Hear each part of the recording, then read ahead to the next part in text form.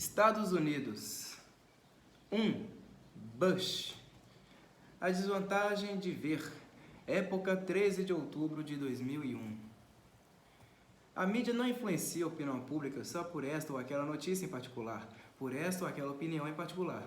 É a seleção repetida, a reiteração prolongada das menções e omissões que vai forjando aos poucos o molde mental que, uma vez consolidado, só um trauma coletivo pode quebrar. Um terremoto, uma guerra, uma epidemia tem a virtude de sacudir hábitos longamente sedimentados. Mas mesmo essas hecatombes têm de ser noticiadas e seu efeito despertador pode então ser controlado e reduzido a proporções inofensivas. A eficácia desse controle depende menos de alguma ação de emergência que da solidez acumulada dos muros de arrimo convencionais.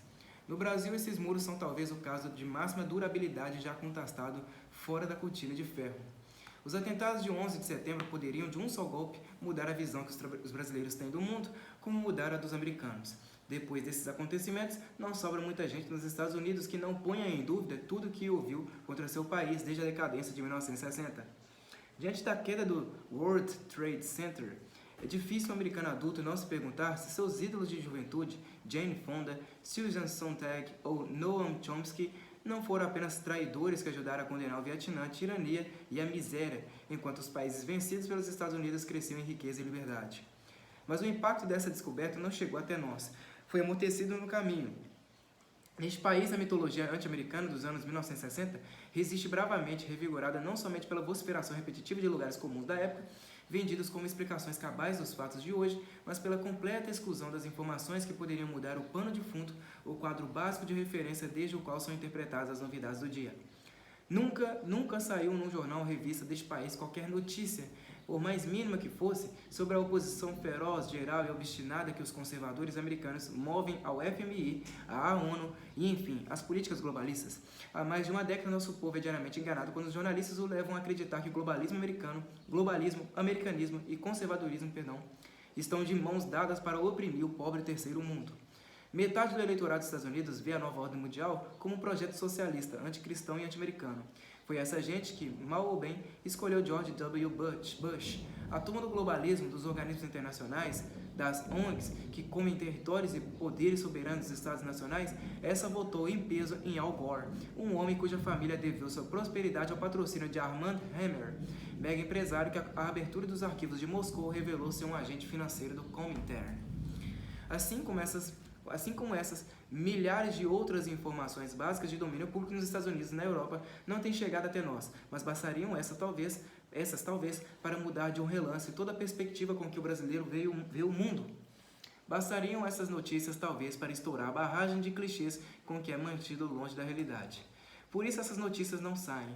Por isso, quem as conhece tem uma enorme dificuldade quando tenta mostrar à luz delas os novos acontecimentos. Para persuadir o público, ele precisaria remover todo um corpo de premissas e pressupostos sedimentado por décadas de repetição na imprensa, nas cátedras, nas rodas de intelectuais bem-pensantes. Precisaria vencer todo um conjunto de hábitos e reflexos coletivos, toda uma cultura do engano construída por 2 gerações de mentirosos esforçados e macaqueadores, preguiçosos. Não há argumentação isolada, por mais poderosa que seja, que consiga fazer essa mágica. Dizem que em terra de cego, quem tem um olho é rei. Pode ser, mas uma coisa é certa, quem tem os dois passa por louco. Em nome dos cadáveres, Folha de São Paulo, 27 de fevereiro de 2004. Quando soube que George W. Bush havia decidido invadir o Iraque, perguntei a mim mesmo, por que o Iraque? Por que não o Paquistão, que tem bomba atômica e distribui tecnologia nuclear no mercado do terrorismo internacional? Por que não o Irã? Por que não a própria Arábia Saudita, de onde jorra dinheiro para Al-Qaeda, Hamas, Hezbollah e Tuti-Quanti? Leitores por e-mail cobravam-me uma tomada de posição sobre a guerra, mas eu não tinha nenhuma. Não costumo ter opiniões sobre assuntos em que não posso interferir, e ao contrário da quase totalidade dos articulistas deste país, não escrevo como quem espera insuflar o pânico na Casa Branca, tirar o sono do Papa ou elevar a pressão arterial de Vladimir Putin. Tudo o que espero é falar a alguns leitores neste canto obscuro do universo, ajudando-os na medida dos meus recursos a orientar-se um pouco na confusão na confusão mundial. Por isso, nada opinei sobre a guerra, mas adverti meus leitores quanto à farsa dos freis betos que já acusavam o presidente americano pela morte iminente de milhões de crianças iraquianas, e denunciei a estupidez dos inumeráveis especialistas que auguravam a destruição das tropas americanas pela todo-poderosa guarda republicana de Saddam Hussein. Nos últimos dias de guerra, porém, Quando se abriram cemitérios clandestinos nas prisões iraquianas e começou a contagem dos cadáveres, não pude deixar de perceber e escrever que a decisão de George W. Bush tinha sido moralmente acertada e até obrigatória. Qualquer país que mate 300 mil prisioneiros políticos tem de ser invadido e subjugado imediatamente, ainda que não represente perigo nenhum para as nações vizinhas ou para a suposta ordem internacional. As soberanias nacionais devem ser respeitadas, mas não para além do ponto em que se arrogam o direito ao genocídio. Escrevi na ocasião e repito, cada protelação da ONU custou, em média, a morte de 30 iraquianos por dia, mais de 20 mil ao longo de 2 anos de blá blá blá pacifista, isto é, só nesse período 5 vezes mais que o total de vítimas da guerra.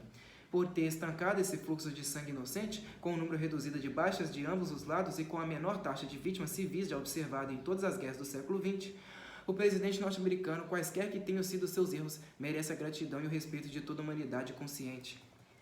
A correção moral intrínseca da ação americana é tão patente e inegável que em todas as discussões que se seguiram na mídia internacional e brasileira, esse aspecto da questão teve de ser sistematicamente escamoteado para concentrar o foco da atenção pública no problema de saber se Saddam Hussein tinha ou não as tais armas de destruição em massa e, portanto, se ao alegar esse motivo em particular, entre inumeráveis outros, George W. Bush tinha acertado ou não.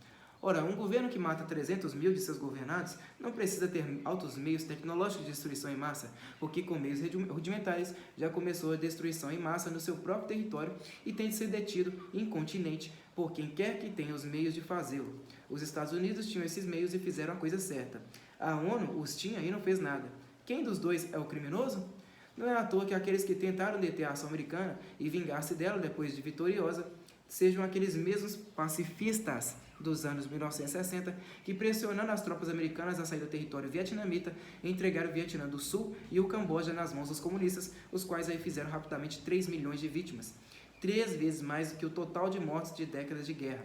Nenhum americano alfabetizado ignorava que o resultado da campanha anti-americana seria esse, que a paz seria mais assassina do que a guerra. Mas as Janes Fondas e os Kerrys queriam precisamente isso. Passadas 4 décadas, só uns poucos dentre aqueles amantes da paz tomaram consciência do crime hediondo em que se acumpliciariam na ocasião, e esses, por confessar seu pecado, são alvos de intensas campanhas de ódio e difamação. Os outros não só varreram seu velho crime para baixo do tapete da história, mas, variando levemente de pretextos, se apressam hoje em reincidir nele com alegria feroz, fazendo de conta que 300 mil mortos não são nada. Que deter pela força o genocídio iraquiano foi, para falar como o ridículo e perverso José Saramago, uma atrocidade. Que argumentos como esse só possam prevalecer por meio da total falsificação do noticiário é coisa que não espanta. Por toda parte, a mídia alardeou, por exemplo, a confissão do inspetor David Kay de que não encontrara armas de destruição em massa no Iraque, porque essas palavras criavam a má impressão de que George W. Bush havia atacado um país inocente. E escondeu do público a continuação da frase. Depois descobrimos que o Iraque era muito mais perigoso do que imaginávamos. Avaliando George W. Bush, Diário do Comércio, editorial, 18 de junho de 2008. O que quer que se pense de George W. Bush, 6 coisas a respeito dele ninguém tem o direito de negar. Primeiro, ele manteve seu país totalmente a salvo de ataques terroristas por 8 anos. Segundo, ele derrubou um regime genocida culpado do assassinato de 300 mil iraquianos. Terceiro, ao contrário do que alardeia a grande mídia com mendacidade histérica, ele fez isso por meio de uma guerra que ao longo da história foi comprovadamente a que menos vítimas civis produziu. Quarto, ele praticamente desmantelou a resistência terrorista no Iraque, matando 20 mil militantes da Al-Qaeda e forçando a maioria dos remanescentes a buscar refúgio no Irã. Quinto, ele promoveu no Iraque a mais rápida e espetacular reconstrução pós-bélica que já se viu, tornando a economia iraquiana mais próspera do que era antes da guerra. Sexto, ele implantou a democracia no Iraque e ela funciona. Desses 6 fatos, tiro 2 conclusões. A. Ele foi o melhor chefe de segurança que os Estados Unidos já tiveram. B. Ele foi o melhor presidente que o Iraque já teve. Julgá-lo enquanto presidente dos Estados Unidos é coisa completamente diversa.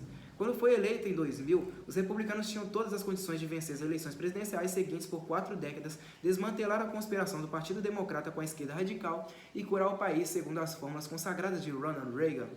Decorridos 2 mandatos, não apenas não fez nada disso, mas permitiu que seu partido perdesse fôlego, a ponto de tornar quase inviável a permanência dos republicanos no poder.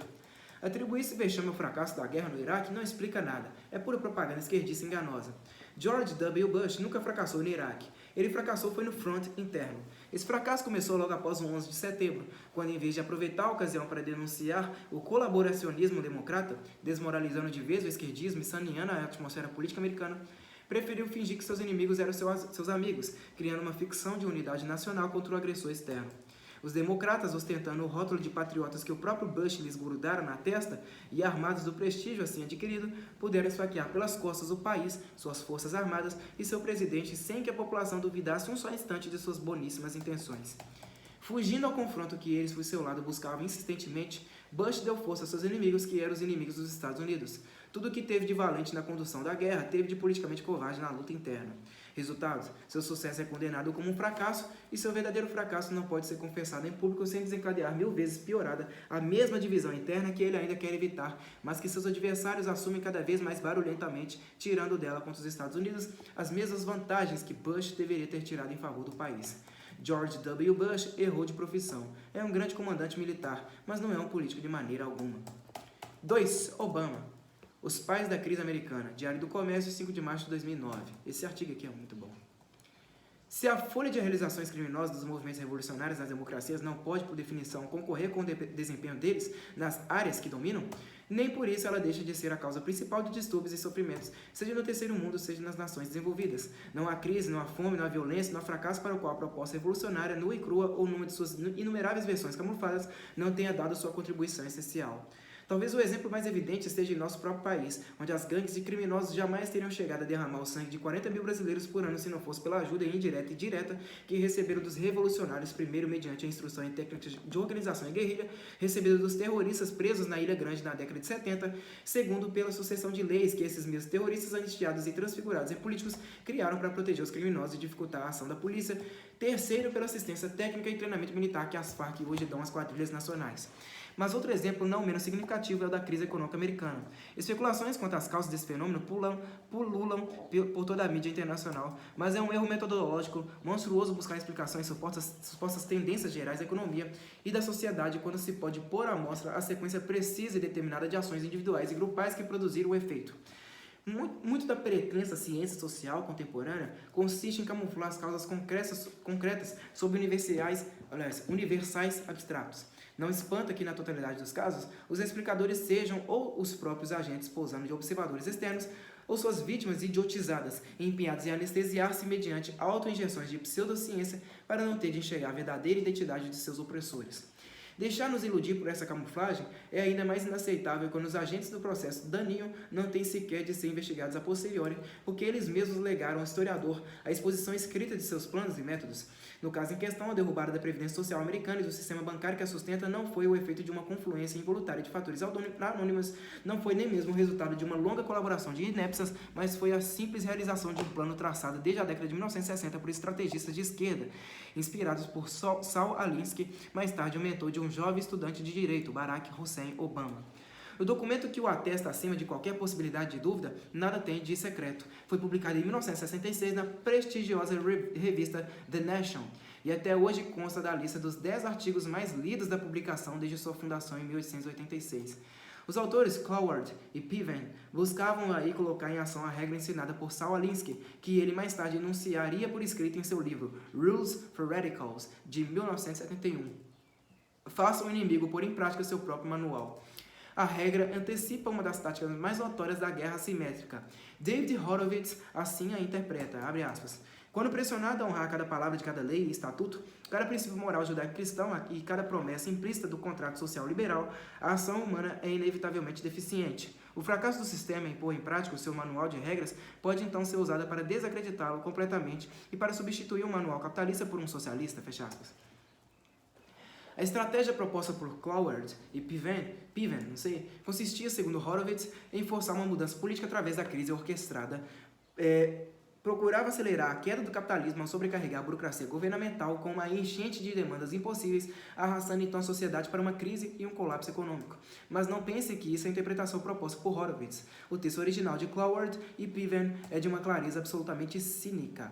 Abre aspas. Nosso propósito pôr em ação uma estratégia que forneça a base para uma convergência de organizações. Se essa estratégia for implementada, o resultado será uma crise política que poderá levar a uma legislação que garanta uma renda anual e, portanto, acabe com a pobreza. Fecha aspas.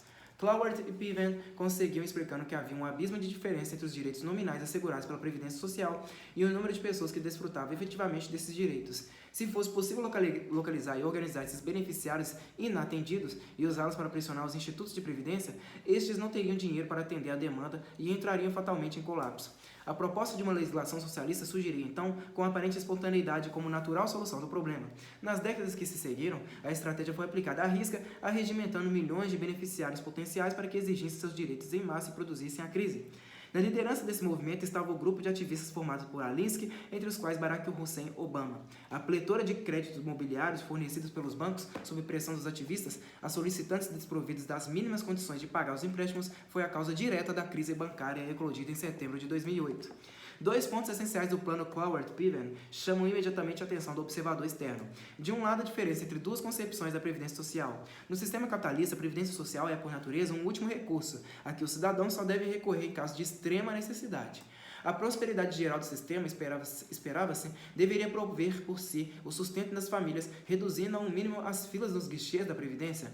Cloward e Piven reconhecem essa obviedade em teoria, mas adotam como estratégia ignorá-la na prática, forçando o direito virtual expresso em lei a tornar-se uma garantia de atendimento imediato a todos os pretendentes reais e potenciais, necessitados ou não.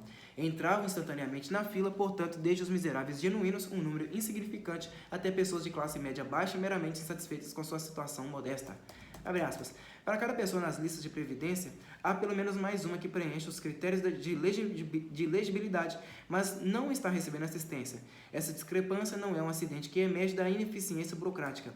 É um traço inerente do sistema previdenciário, o qual, se desafiado, precipitará uma profunda crise financeira e política. A força para esse desafio e a estratégia que propomos é um esforço maciço para recrutar os pobres e colocá-los nas listas da Previdência. Fecha aspas.